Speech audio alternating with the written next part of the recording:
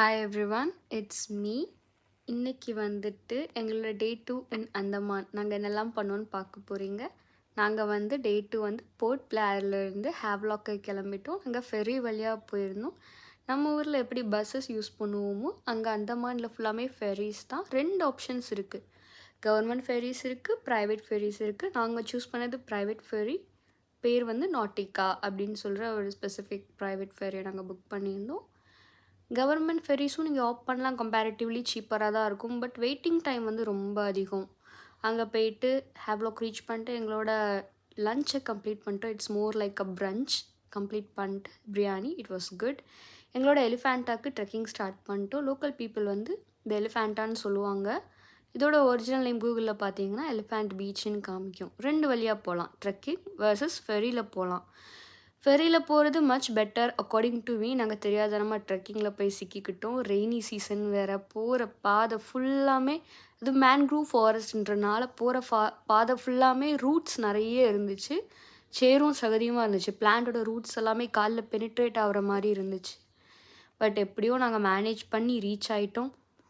நாங்கள் போகிறதுக்கே ஆல்மோஸ்ட் ஒரு 2 PM கிட்ட ஆயிடுச்சு. நீங்கள் இங்கே போகிறீங்கன்னா என்னோடய ரெக்கமெண்டேஷன் சீக்கிரமாக கிளம்புங்க. பிகாஸ் 4 போலெல்லாம் இதை வந்து க்ளோஸ் பண்ணிடுவாங்க இந்த பீச்சஸ் எல்லாம். பிகாஸ் அங்கே சன்செட் ஆயிரும். அதுக்கு மேலே இங்கே இருக்க முடியாது. இங்கே மெயினாக வந்து இந்த பீச்சில் வந்து மல்டிபிள் ஆக்டிவிட்டீஸ் பண்ணலாம். ஸ்னார்க்லிங்கு, ஸ்கூபா இங்கே கிடையாது, ஸ்கூபா வேறு இடத்துல. பனானா ரைட்ஸ், டிஸ்கோ ரைட்ஸ், இந்த மாதிரி மல்டிபிள் ரைட்ஸ் வச்சுருப்பாங்க. இந்த பீச்சஸ் ஃபேமஸ் ஃபார் ஆக்டிவிட்டீஸ் தான். நாங்கள் வந்து இங்கே ஸ்னார்க்லிங் பண்ணோம். One of the best experience of my life. Water ரொம்பவே கிறிஸ்டல் கிளியராக இருக்கும். இதுதான் நாங்கள் ஸ்னார்க்லிங் பண்ண வீடியோ. நிறைய ஃபிஷ்ஷஸை பார்க்க முடிஞ்சிச்சு. I think they charge per person 2500. So 2 பேருக்கு 5000 அப்ராக்சிமேட் கிட்ட ஆச்சு. என்ன கேட்டிங்கன்னா ஒர்க் தான்.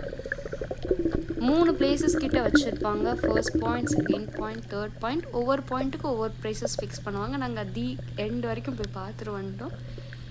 என்ன கேட்டிங்கன்னா செகண்ட் பாயிண்ட்லேயே நீங்கள் ஸ்டாப் பண்ணிக்கிறது பெட்டர். பிகாஸ் தேர்ட் பாயிண்ட்டில் அந்தளவுக்கு ஒன்றும் இல்லை, சேம் தான்.